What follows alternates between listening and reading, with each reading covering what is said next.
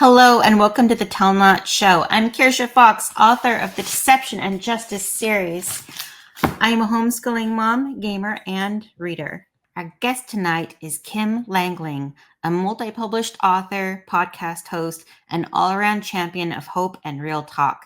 She's the voice behind the Let the Fear Bounce podcast, where she shares stories that remind you that hope is real, kindness matters, and you're never alone, not even on the rough days.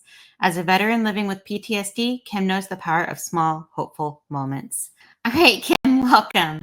So glad you could make it. Thank you for having me. I've been looking forward to this. Thank you. All right, so can you tell us a little bit about your writing journey? What got you started and how's it going? Gosh, well, it started a hot minute ago. Mhm. It's been a hot minute, around 2004-ish. So it's been longer It's than I been a thought. while. Yeah, has been a while.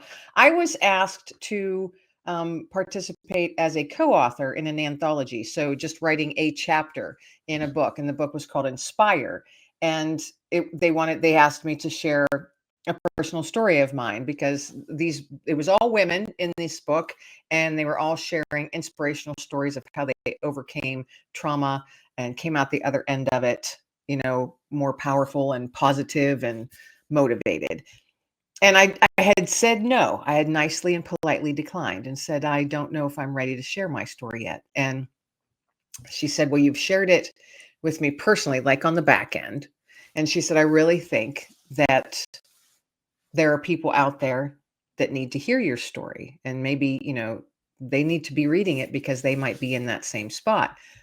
And I said, let me think about it and I'll put something together. So I did that. But I kept it very, very general. I didn't go into great detail or anything like that. And that was my first kind of dive into writing. I'm not trained in writing. I went to the military after school. I didn't go to college. I went right into the military. And I just, I wasn't sure that was the thing for me. Then I was asked to give a speech. And it was in front of a very large group of veterans, about 800 people. I'd never spoken in public before. I'd never written a speech before.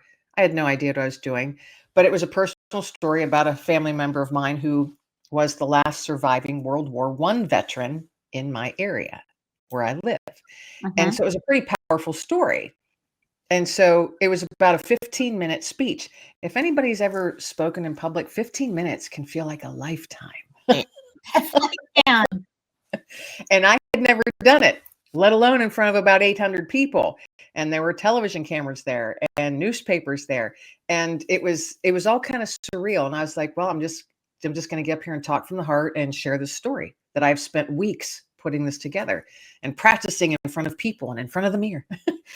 And I did that and got through it fine. And when I was done, when the last word was spoken, it was total silence. And I thought, oh, I must have really sucked. And then there was one clap, and then two, and then the whole crowd just erupted. And later I had people say, Kim, when you ended, I think everyone was just sitting there going, wow. Yes. It really was a powerful story. Yeah. And people when I finally looked around, because I went into a bubble to get through this. Yeah. When I finally looked around, the people in front of me, like the front row of people, they were all crying.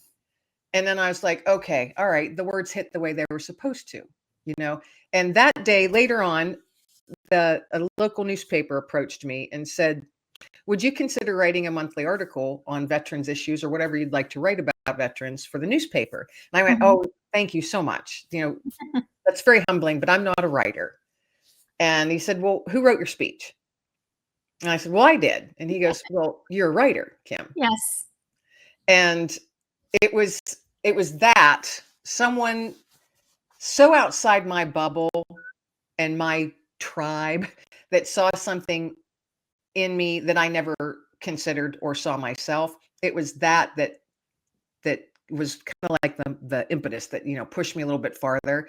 And I wrote that monthly column for 14 years and enjoyed it and met hundreds and hundreds of amazing veterans and shared their stories. And many, many, many of them are no longer with us anymore, but I was able to get that little piece of history and make sure it was out there.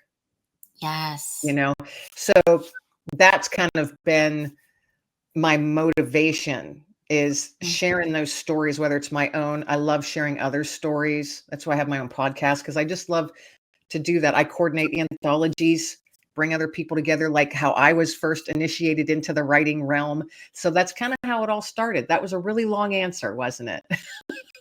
No, I love it. I love it. I'm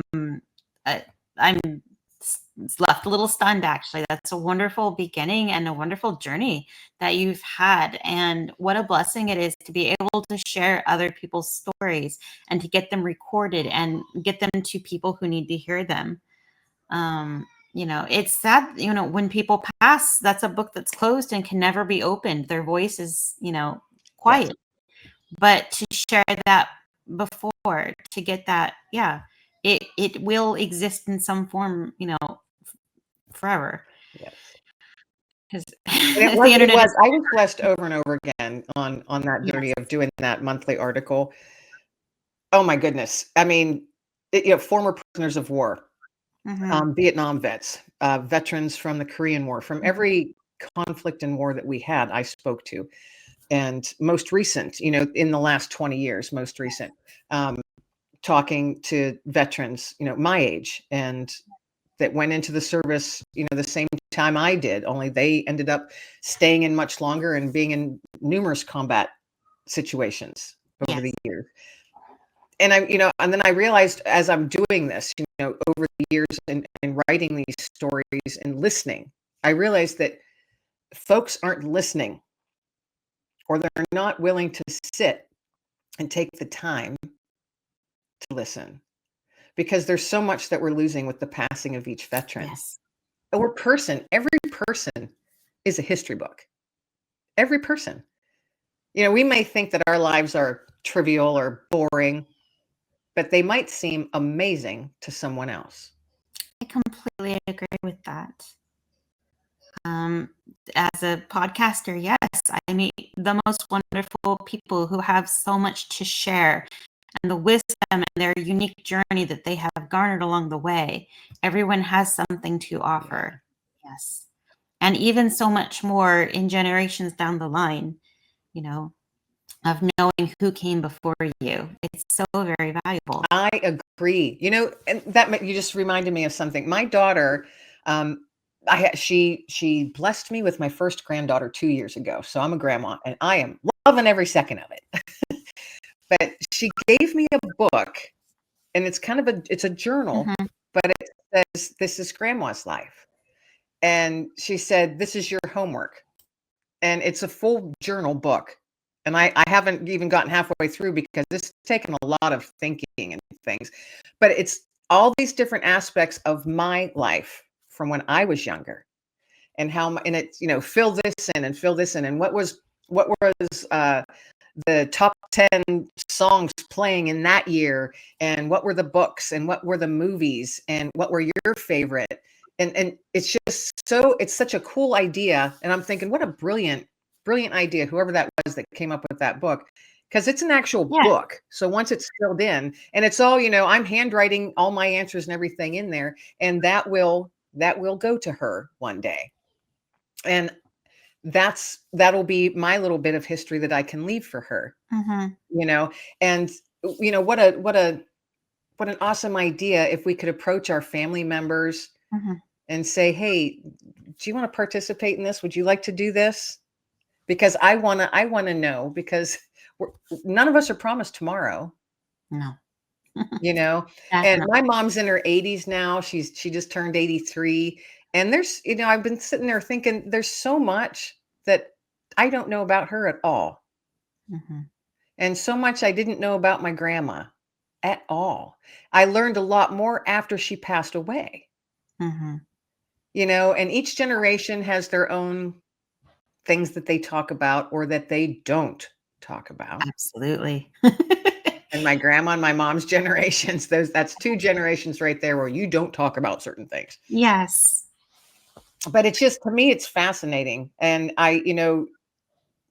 not that I would want anybody to bring up past hurts that would trigger them or anything, but it's part of my history as well. Hmm. To know about this family member or that family member. And I don't know, I find history fascinating, especially personal histories, and what I can do and do it in an honorable way that I can hopefully bless others with people's stories. That's what I want to do. I just want to be, a nugget of hope for people by sharing their stories. I think that is a wonderful goal. And I think that it's wonderful that you so closely hold on to your reason why. A lot of people start out writing and they kind of get lost or adrift and they have to come back to their center. Why? Why are you writing? What story are you trying to share? What message are you trying to get out there? It feels like you're very, very message driven. When I find myself like in a funk, and Hmm. I'll be like, I don't really do anything. Yeah. A person is always put in my path, and it's always a lesson. And I'll be like, thank you for the reminder. Yes. Because we all have those days, we all have those times, maybe we're going through something, Hmm. or a family member's going through something, or all of the above, and you feel like you're losing your mind. And, Yes. there's nothing good that you want to write about, you know? Yeah. And then you're reminded. I'm a Christian. I have a very strong faith. And so I am gently reminded that, hey, someone would be put in my path, or someone will give me a book or recommend a book. And Hmm. I'll be like, oh, okay. Thank you. Thank you for the reminder. I needed that, so. Yes. Angels look just like us. And there's been so many moments when I'm so happy that I was an angel for somebody else, reminding of them of what they needed to know. Because in turn, people do that for me. Right. We, Right. we're You angels. never know. You never know who is being sent on purpose to be in front of you at that moment. Absolutely. I agree with that. Wow. Okay. That's wonderful. I'm fumbling for words now. You're a little bit different than the usual author, being that you write mostly nonfiction. So we're going to skip the questions about characters and plot. Can you tell us? I started a fiction book, but Yeah. don't ask me questions about characters and plot because I don't know what I'm doing. And so I Oh. started it, Uh-huh.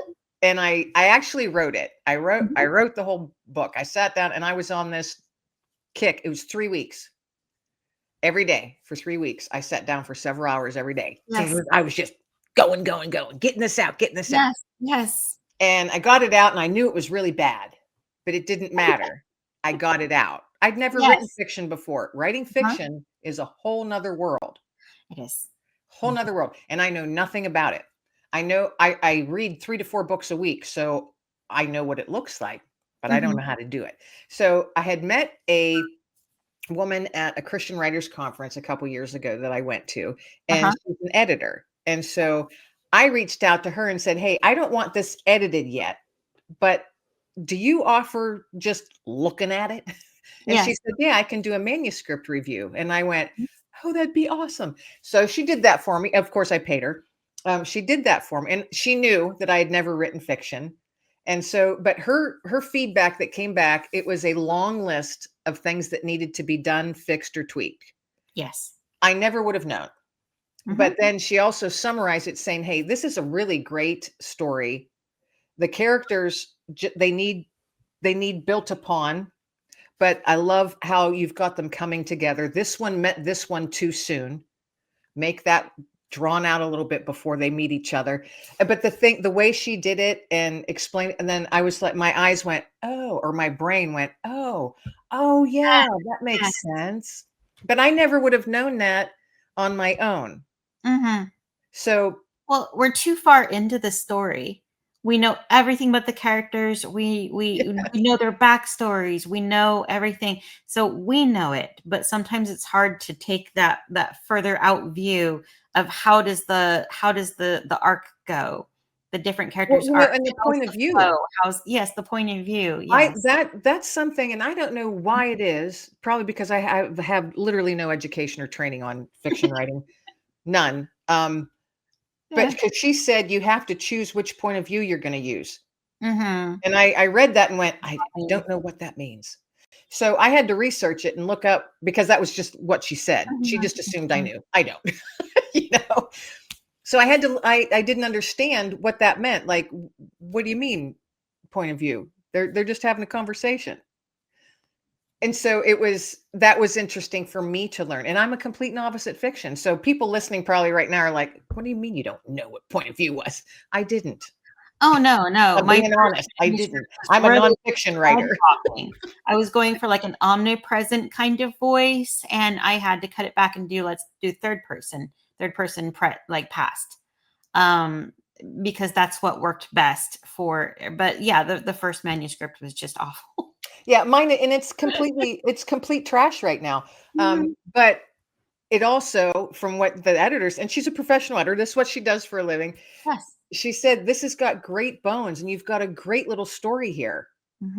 You just need to put a lot more work into it. And I said, and I knew that going in, and she knew that I knew, Yes.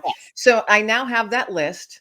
Mm-hmm. And when I get in the mood and my brain is open enough to it, I pull that out and I open up that story on my computer, and I'll do my research a little bit more and then start fixing and tweaking and building. Yeah. So I have no time frame for this book because I want to actually enjoy the learning of it, how to do it. But in the meantime, I continue to write nonfiction. Yes. So, I feel like there's a little bit of what's the right thing? We're kind of taught that you should know what you're doing before you start, but I feel like people overlook the learning by doing. There is so much value to learning by doing. You got to do it. You got to get in there. You can't perfect your trade until you're doing it. yeah. So it's Yeah, okay. and if you don't know the whole way. I have Yeah. always been learn by do. Yes. I can't sit here with a book in front of me and read it to learn something. Yes. I've never been that way. I struggled in school because of that until a couple of my teachers said, "We have to teach you how you learn." I've Yes. never forgotten that because back in the 80s, they didn't really do that. You know what I mean? And I was in a very, very small town school. Nothing against it, but that's just not how things were done. It was a totally different culture, a totally Right. different approach during those days. And it's not that I was not dyslexic or anything like that, but I learned by doing. My favorite topics in school were history and English and literature because it was all about reading, and learning how those words, to me, words are amazing. They have like a certain sound and a feel to them or a taste to them. They can, evoke memories or smells, Yes. scenes, The all layers of different. nuance, even the origin of the word gives it flavor. Yeah. Yes. Yes, and it's something you can chew on and you just sit there and go, "Oh my goodness, I love that word." And I have said that so many times to people and they're like, "Well, that's interesting." Now, see, here's my favorite word, and you let me know if you have one. But my favorite word for years now, and I even wrote a short story about this word, and the word is Scytherism. I have not heard that one. It means the sound the wind makes as it blows through leaves on a tree. Yes, that's a good Is word. that beautiful or what? So I wrote a whole short story about it, and it was actually accepted and put in a magazine about the leaves and their different dances that they do. Scytherism, the different dances of Scytherism throughout the seasons. Yeah. I want to It was read that. it was a fun one. It was a fun one Yes. to write. Yes, I didn't know that a word existed for that. I didn't either, and I don't even know how I came upon it, but as soon as I did, because it's spelled like PSY. So it's like spelled Pasith, it's not spelled how it sounds. But as soon as because I had to like push, if you Google a word and it has the little speaker and you can push it and it says it out loud what the word sounds like. I had to push that and then I heard it, Scyther, and I'm like, Scytherism, it even sounds like wind blowing through leaves on a tree. Yes. So that's my favorite word. I will say my favorite adverb is gingerly. Gingerly. Yes. Yeah. It's just such a fun word. It's a nice one. It's for It's a me, gentle, nice one. yeah, it's the kind of describing someone who's hesitant and like but they go for it, and yeah, it's just it's a lot of fun. You can do a lot with imagery with just that one little You know what adverb. it makes me think of? Gently picking up a baby bunny. Yeah, yeah, it's very careful. It's very gentle. Yes. I There's love how words bring different yes. pictures to your head. hmm There's a lot of advice saying that you shouldn't use an adverb if there is a stronger verb, and I totally agree with that. But I don't know of any verbs that can really evoke gingerly the same way, you know. You're right.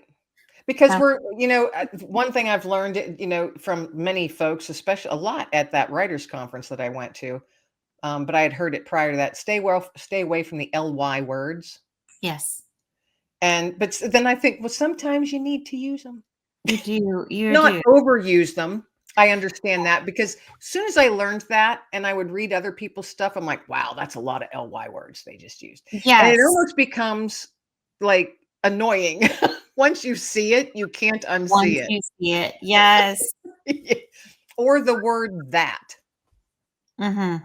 People overuse the word that. Yes. And even I've noticed if I'm reading, like in books. So these are, writers, authors that have published books or journalists who have written a piece, and I'll say, they use the word that like 6 times. They should know better. Yes, yes. Every author has their own crutch words that they have to look Right. out for. I have a list of my own, and heck, if they don't change for every different book, I have to go, okay, what words am I overusing? Just, only, every, any, smile, grin, smirk. Yeah. Eyes. Eyes is a big one. We do so much with our eyes. We do so much with our mouths, but we have to like switch it up a little bit or show different body language that evokes the same thing without being lazy and using just smile. Yes, this is a craft. This is art that we're doing. It truly is. And to me, it's fun to learn it simply because I'm not a fiction writer.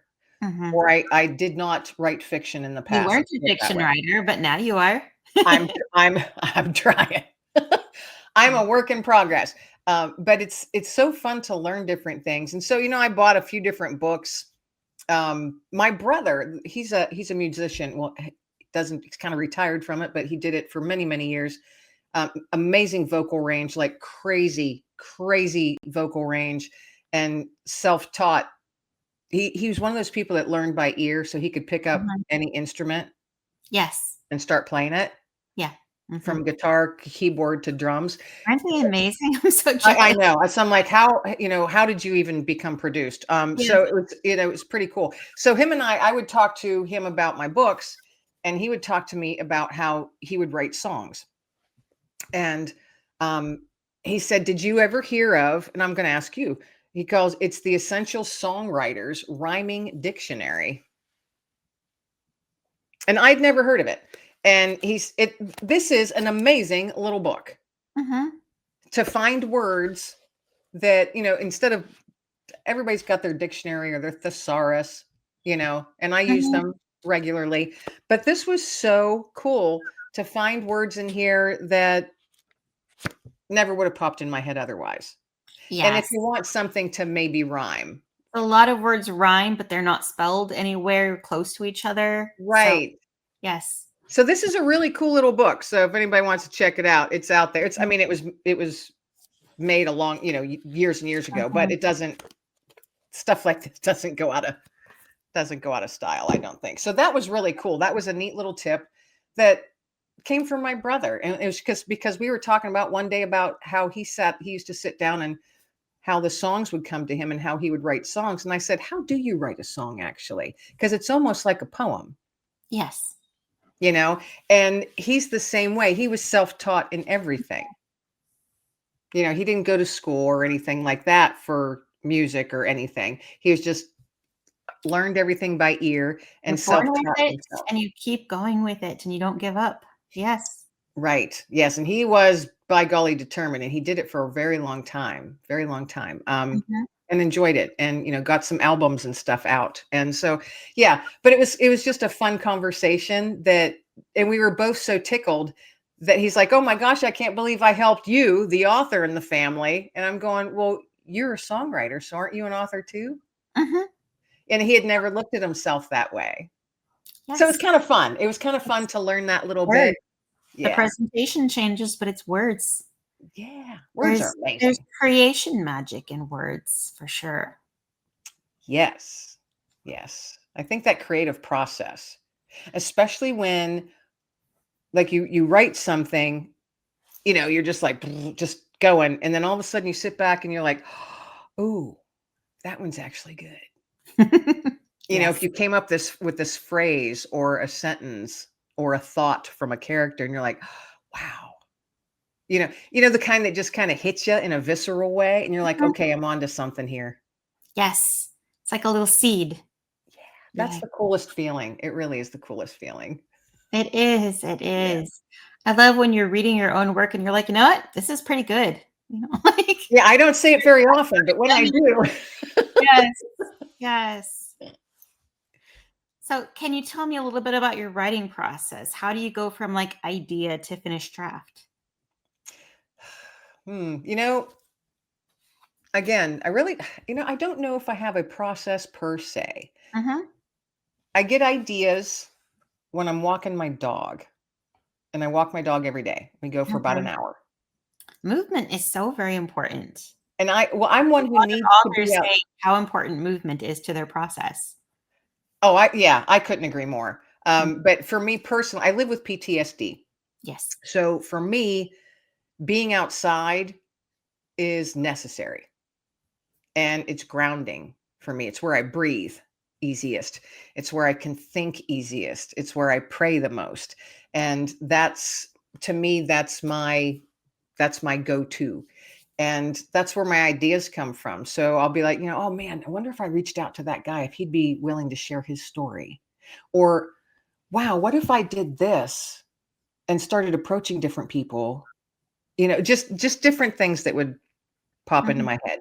Where you Then I get would your come in. inspiration. Yes. Yeah, and that's where nature gives Mhm. me so much inspiration because I'm the last several books have all been all about hope, kindness, the world needs more of it. And that's what my last 2 books have been on, and that's been what I've been kind of focusing on for close to 3 years now is hope Mhm. and kindness. And I have found and the most current book I'm writing right now came from simply because I was outside and I'm watching the deer and how they interact with each other or how the mamas interact with their babies or how a buck is sitting there eating food and a raccoon comes up and all they do is look at each other, kind of nod, snort, do what they do, and Mhm. just keep on eating in peace. Two totally different species eating in peace. Yes. Now, if the world could all be like that, Yes. Yes. you know, we don't have to look alike or even think alike or sound alike Mhm. to be peaceful with each other. So, my thing is, nature can teach us so Mhm. much if people would just shut up and watch and listen. Mhm. Everybody makes too much noise. Mhm. They all want to be heard. Yeah, and it's important to be heard, I but agree. the world has gotten very loud, for sure, Yes, and it very has gotten very. negative. A lot of views, like, it's the squeaky wheels that are screaming, um, those more negative fear messages and and inflammatory things. That's what gets a lot of attention, so they keep doing it, but it's a cacophony almost of Well, it's almost, I stopped watching the news yeah, in 2020. yeah, I got rid of cable in yeah, 2020. I don't watch regular TV at all. And I don't miss it. And I save some money every month. yeah. But My opinion is it's Mhm. just all propaganda thrown at us.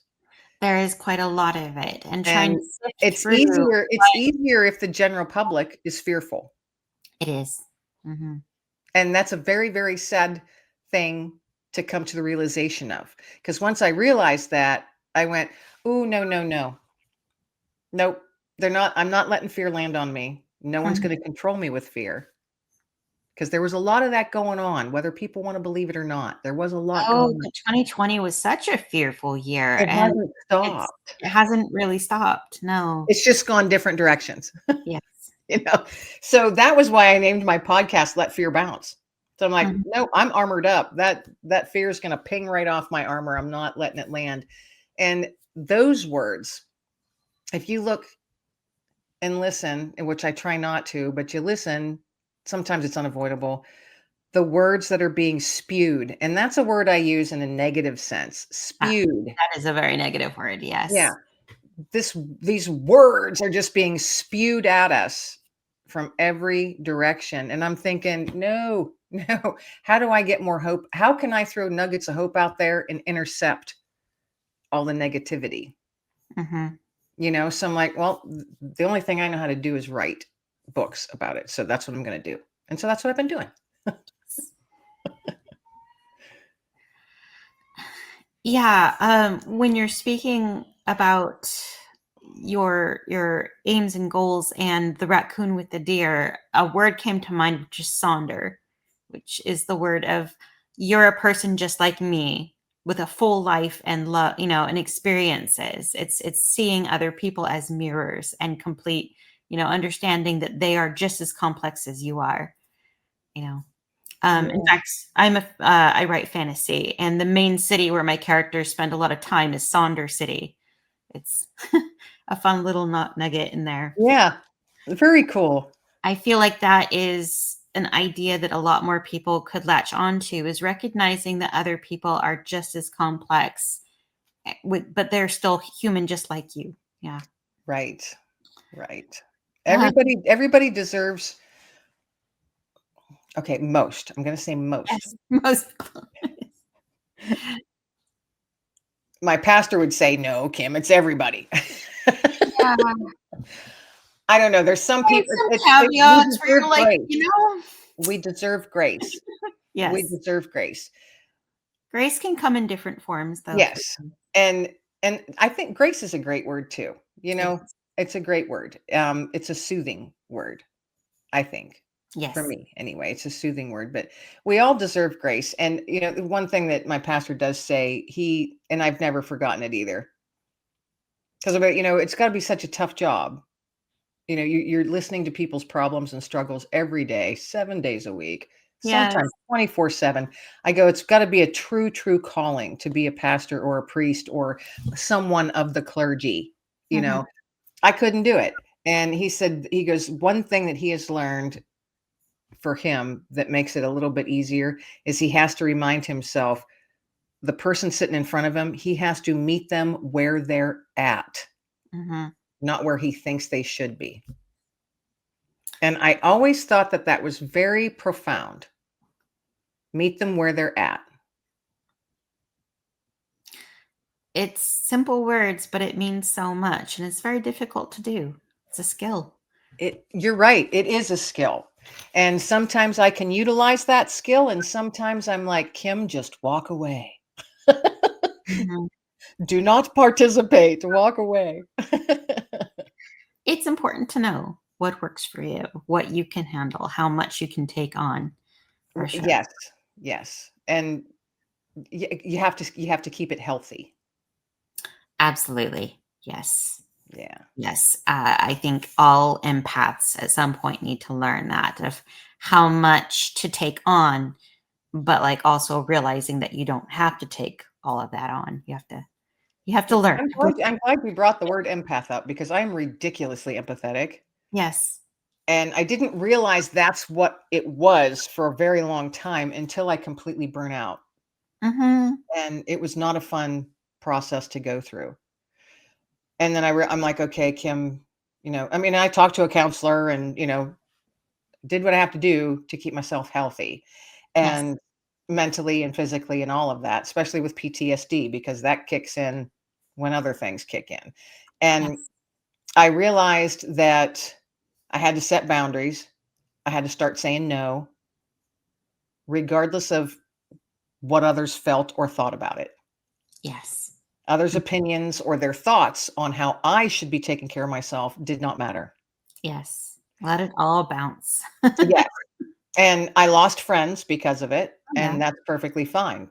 Mhm. And I'm like, okay, well, they were in my life for a season, and that season is now done, Mhm. and that's fine.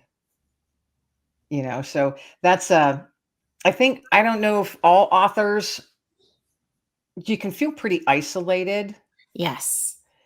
and sometimes it's hard for me. I can only speak for myself to go out in public, be around a bunch of people. Sometimes it's just too much. It's Mhm. like I feel way too much coming at me, you know? And Mhm. that's why, another reason I don't watch TV. It's It's sometimes a lot. it's Yes. just too much. Our brains weren't meant to take it like I'm talking like social media now and being on your screens 24/7. Your brain is not meant to take in that much information in a 24-hour period. Your brain's not built that way. I mean, literally, Mhm. scientifically, it's not built that way. You can't it's just you can't take in all of that and all Mm. these little microbytes, ding, ding, ding. It's like constant, every few seconds, Yes. something new, something new, something new. I'm like, no, no, You have time to to go for a narrow walk. it down to what you need for sure, and the things and the people that you care about. Absolutely. Exactly. Yes. And that's what I've done over the last 5, almost 6 years now, since Mhm. 2020. That's what I've done. And it's a continual work in process because life happens, stuff always Life happens, but does happen. yes. Yes. But I have found myself much more content and not as edgy as I used to feel. That's good. That is such a good development, and it's really good advice to unplug where you can, and yes, Yeah. and Now, protect. do I have my phone? Yeah, I'm on my phone. Yeah, I watch YouTube stuff, but I don't do it. I don't sit there for hours and hours. Yes, the doom scrolling is really insidious for sure. And it's addictive. It is. It is. And if you look at the mental health in this country, well, worldwide, It's it's pretty it bad. is tanked. Yeah. And I'm sure that there are statistics to prove it. I just don't have them at my fingertips. But I mean, suicide rate in young people. Yeah. I mean, there's some scary, scary stuff that Mhm. people are scrolling through and they're just eating it up. And I don't understand. It's like, why are people so enthralled and want more and more and more negativity? In my brain can't wrap around it. Yeah. Mhm. I And agree. so that's why I write nonfiction and I write about hope and kindness and animals. And, You're out there smearing joy, like, trying to combat all of the well, negativity. I jokingly said a couple years ago, I'm like, I just want to toss out nuggets of hope like confetti because the world needs Yes, it, by golly. handfuls of glitter, and you can Yes. joy. I'm like, I'm just chucking nuggets. That's what I keep saying. I just Mhm. keep on chucking nuggets out there, and hopefully people will, get it. Absolutely. Getting back to my questions, I'm thoroughly enjoying this conversation. So yes, but I'm like, oh yes, I have questions. So spreading these nuggets of wisdom and joy. If you could tell a new author one thing, what would you tell them? I've never liked this question. Oh yeah. It's just because everybody is so different. Uh huh. Everybody's so different. I guess if there's one thing I wanted to tell someone that was, new to writing or whatever, and I don't want to say just do it, just write, because everybody says that. I mean, truly, they do. They do. They Yeah, do. it's the same answer all the time. You're like, Um, unfortunately, if you want to write a book, you do have to sit you down and do have to actually just write sit down and start. But it. I guess Yes. when you're doing that, go with your heart. Mm, What makes you feel? That's my advice. Go that's with what very good makes you advice. feel. Yes. And you might end up writing something that you hadn't planned on. Mm-hmm. You might find out Funny you're a how that nonfiction works, writer isn't it? instead of a fiction writer. Who knows? Yes. Sometimes the book takes over and you're just the conduit. That's right. That's right. So I guess that's my advice for any new writer. Mhm. Go with your heart. Go write with what makes you feel. Because Mhm. if you feel it, once you put your words out into the world, they're no longer yours. Yeah. They're whoever's hands they land in, whoever's eyes in front of those eyes that are reading them. It's your gift to them now. So you want to make sure that they feel it too. So yeah, learn how to make others feel, but first you got to feel it yourself. Mhm. Mhm. Yes. No one's going to feel anything if you didn't put that in there. For certain, I've definitely read books where I'm like, I think the author was trying to make their deadline and they just got words on a page, but you can tell that they weren't having fun anymore. Yes. You can And tell. I've gotten through like maybe half a book and I'm going, "Oh, I honestly can't finish this." Mhm. That doesn't happen very often. It's only happened a couple times and I always felt guilty because I would normally I'm like, "No, I'm going to finish this darn book." Yes. But You're then like, it's like, "I've "Why? invested I'm this much time." struggling." Yes. Yeah.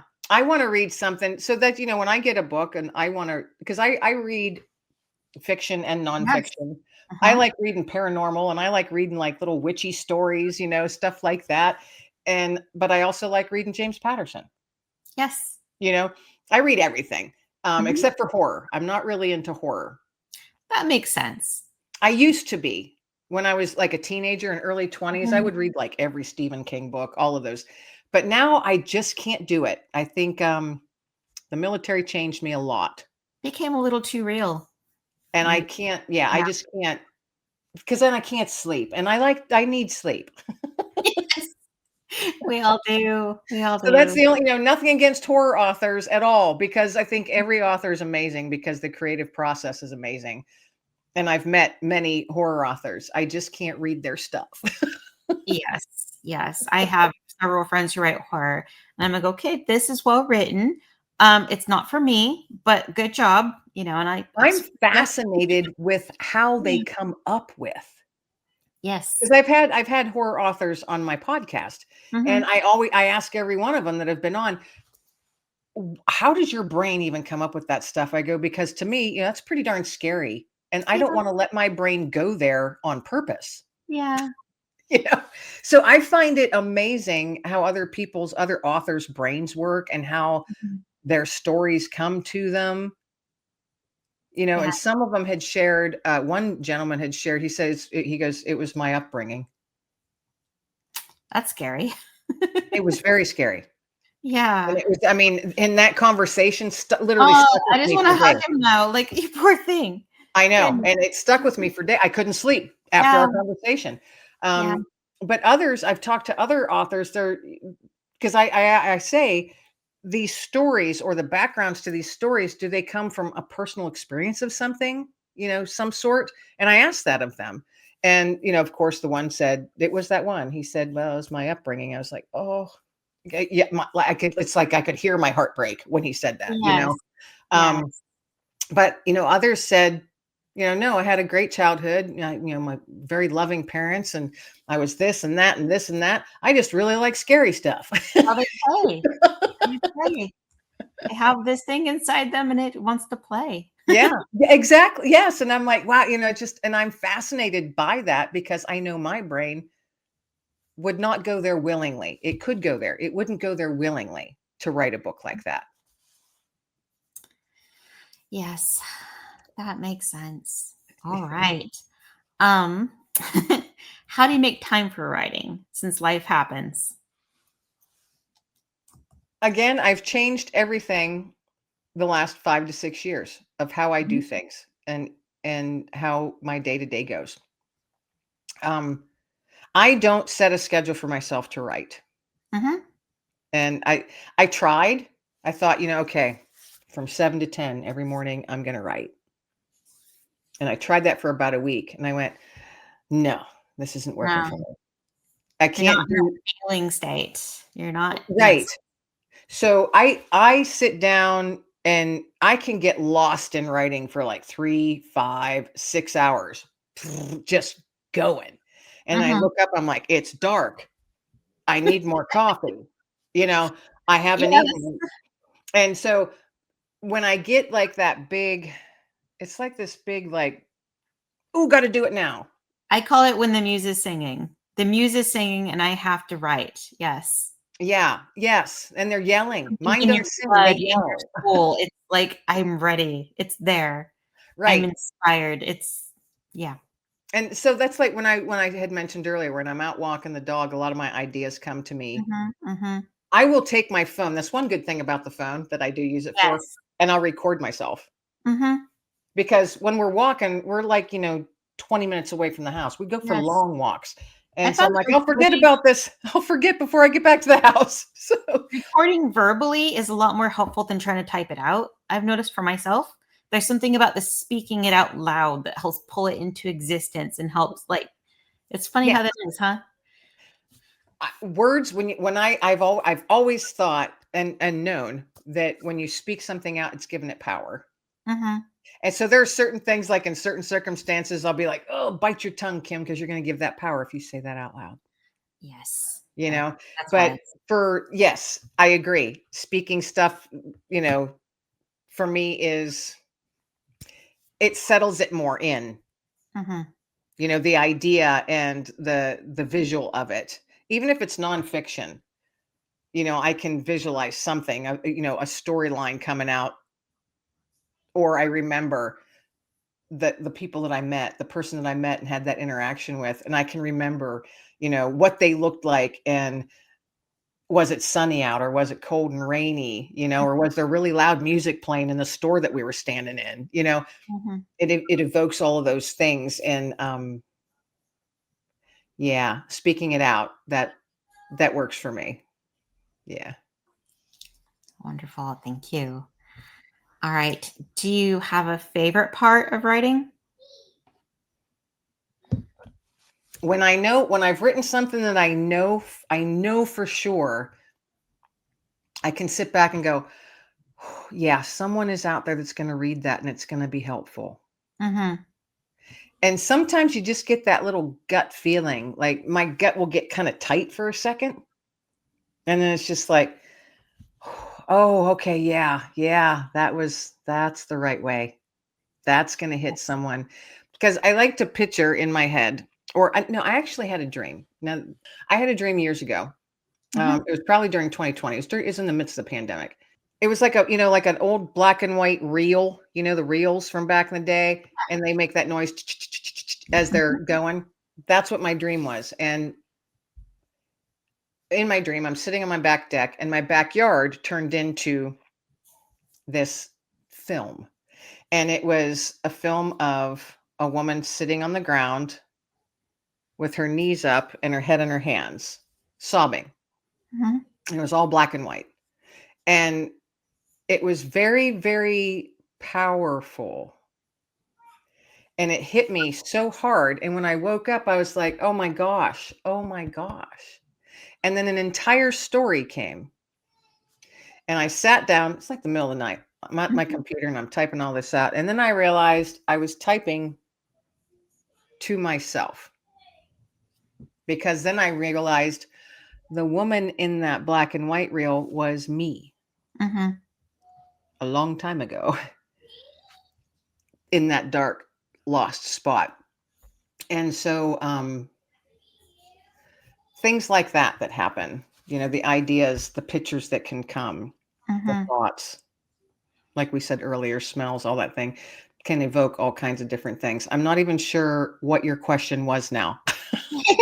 Your favorite part of writing was the Favorite question. part of writing is when That's something like okay, that because I happens. love the vein that you struck on.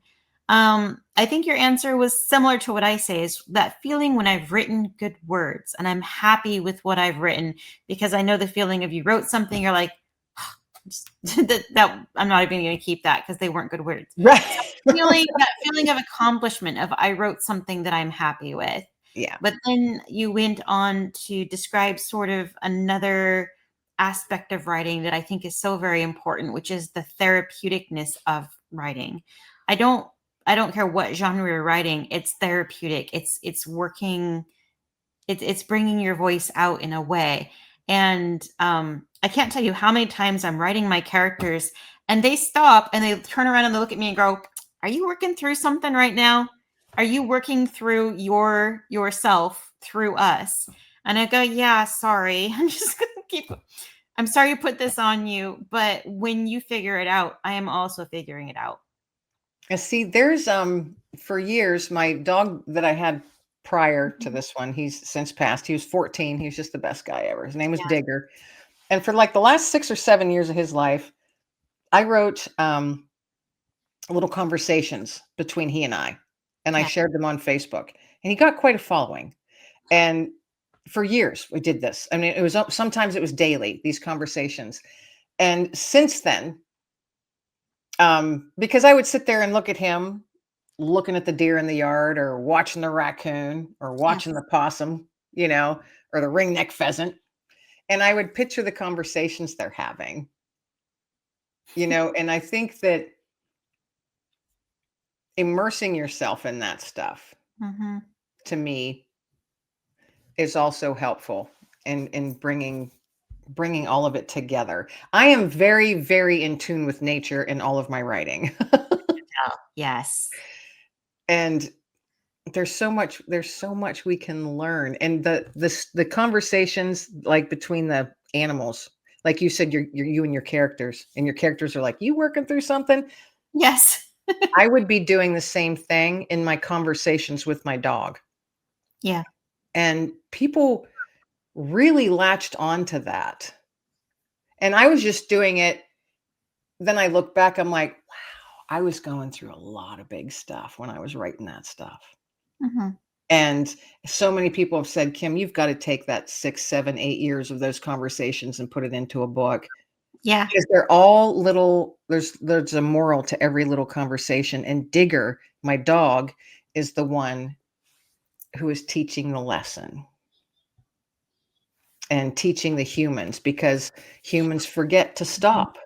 We do. Humans forget to look. Humans forget to listen. Humans forget to care. Hmm. And so those conversations, like you said with your Oh, characters, I I get that from then. animals. I get all that from animals. Condense it. Yeah. You should write a book. I'm currently writing one right now. Yes. It was started out nonfiction, and then, but it's with my dog now, the one I have now, Dexter. But Digger is making cameo appearances. So I'm like, is this actually nonfiction anymore, or is it fiction? Because it's still along my Nuggets of Hope nonfiction book type thing. Yeah. But and 15 Ways Pets Teach Us Kindness, it's kind of Mhm. playing off of that. But the whole book it's all the animals talking about being kind, Mhm. because humans forget. We do. So I'm like, I don't even know if that's nonfiction anymore. That is sort of a weird middle category, isn't it? I know. So I don't even know what it would be yet. But that's one that I woke up in the middle of the night and Mhm. had this full blown conversation going on in my head with different critters. And I'm going, oh, okay then. And so I just started writing it. So I'm in the midst of that. And that's been a really cool project. I'm really, really enjoying it. Do you have a least favorite part of writing? Yeah, editing. Yes. I don't like editing. And I always, I send my stuff off to an editor. Mhm. Because I made the mistake of doing a book and editing it myself and putting it out, and then later you look back, you're like, what were you Oh thinking? gosh. Yeah. Yes. You didn't know enough. What were you doing? But Mhm. live and learn. And I learned a lot off of that one. But editing, I don't like editing. But you know what I enjoy the process of is receiving an edited project back Oh yeah. Yeah. and learning from all the things I did wrong. Mhm. Mhm. Now, I know a lot of people, not a lot, some people take that personally.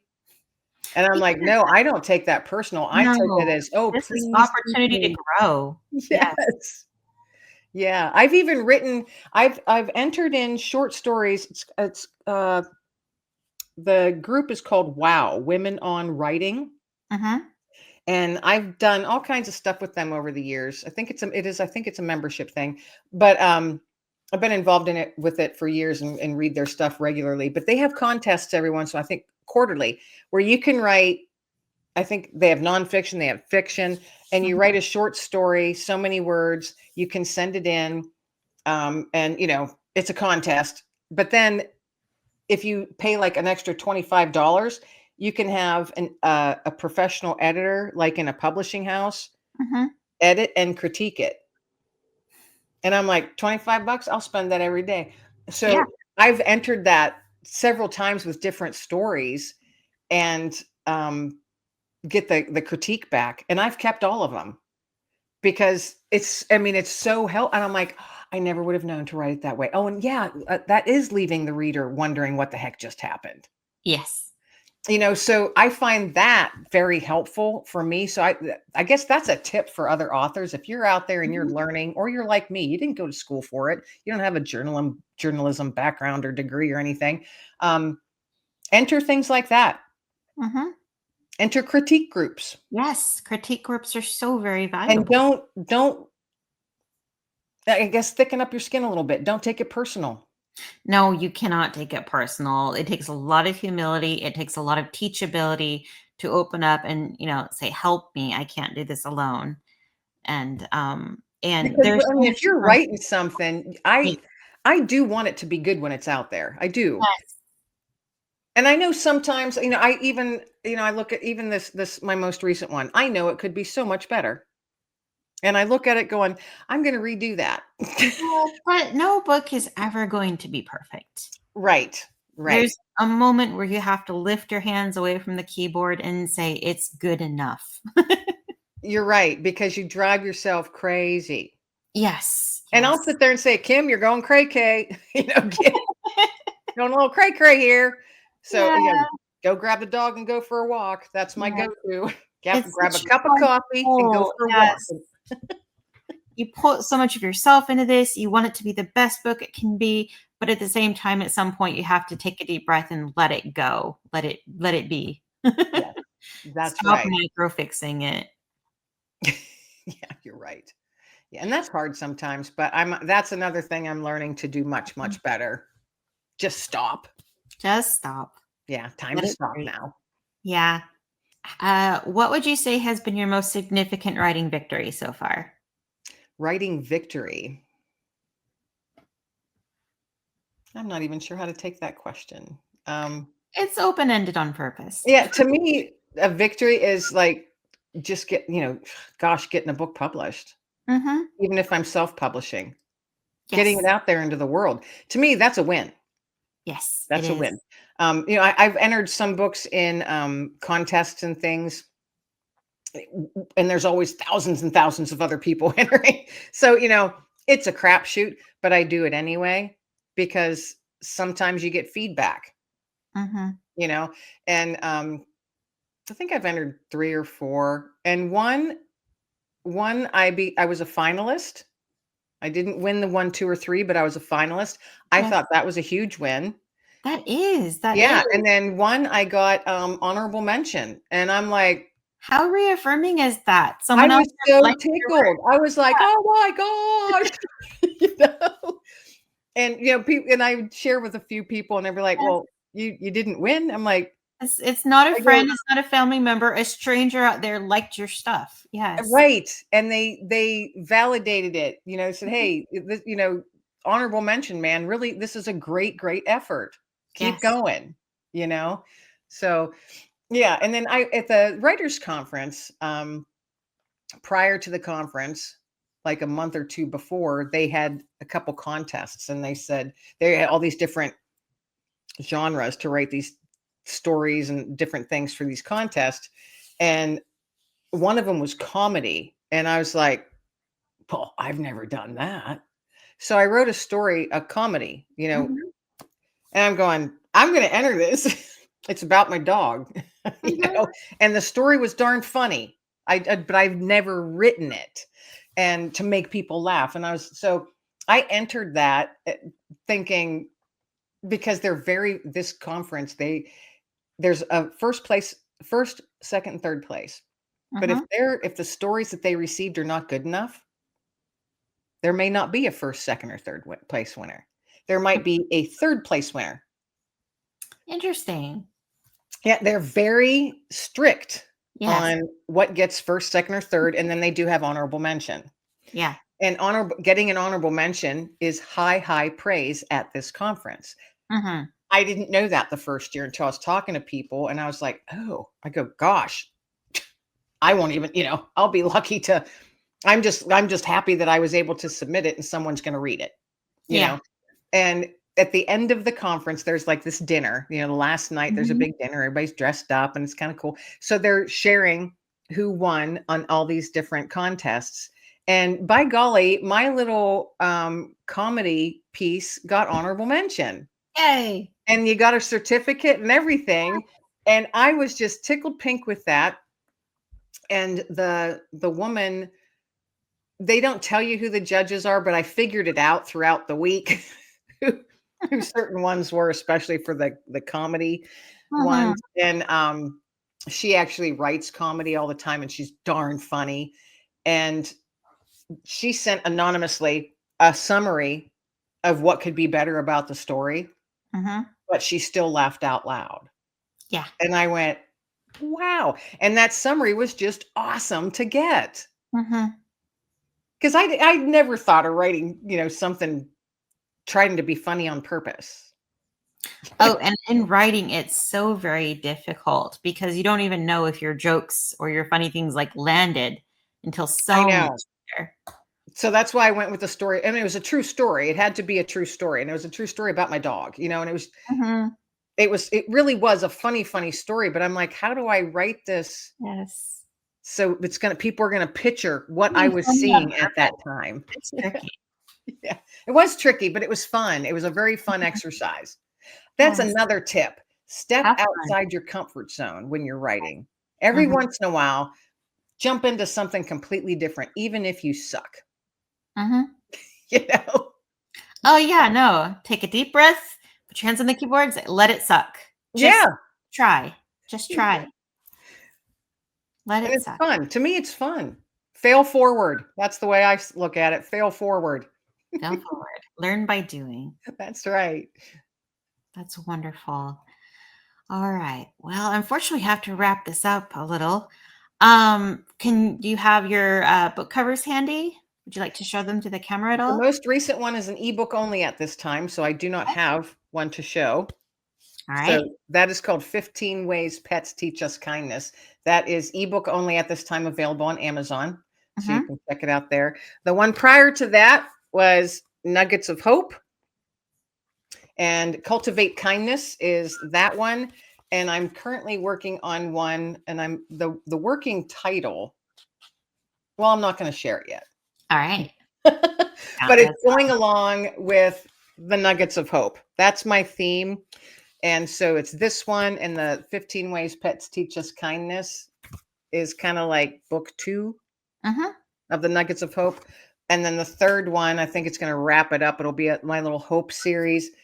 Like I had mentioned earlier, it's all the animals talking, Yes. teaching the humans, because humans forget. Mm-hmm. They do. Pets Yeah, really do have so much wisdom to share with us without ever saying a word. Just or sometimes exactly. they get darn vocal, but you know what I mean. Yeah, all you have to do is watch. Yes. Just watch. And that's what I Listen. think Yeah. everybody's so busy, busy, busy on your hamster wheels that you forget to look to the right and the left, or you're on your phone constantly and you Yes. forget to Gotta look look up. up. So look around, folks. It really is a beautiful world. There's so much beauty and so much kindness in the world. Yes. You just have to open your eyes up to it. Mm-hmm. Mm-hmm. Oh goodness, you got like don't get me started on that. It's another 20 minutes of Yeah. talking about finding beauty in all the little things. And Yeah. yeah. no matter your circumstance, but we shan't do that. Whole nother episode. Yes, another episode. Where can readers learn more about you and your books? Easiest way to find me and find out everything that I'm doing is on my website, which is kimlenglingauthor.com. That's KIMLENGLING author.com. My podcast episodes are on there. The books that I have out and that are coming up are on there. Dexter, he is my office manager. So if you want to give me a shout and contact, they all go through him. So he keeps me on track. So you can see his fun little face on there. And that's where you can contact me through. So yeah, that's the easiest spot. KimLenglingAuthor.com. Thank you. Thank you. All right. Thank you to everyone who's listening, and join us next week. And remember, there's always more than one way up a mountain. To be on our show, find us on social media at The Tell Not Show or email us at thetellnotshow@gmail.com. Thank you.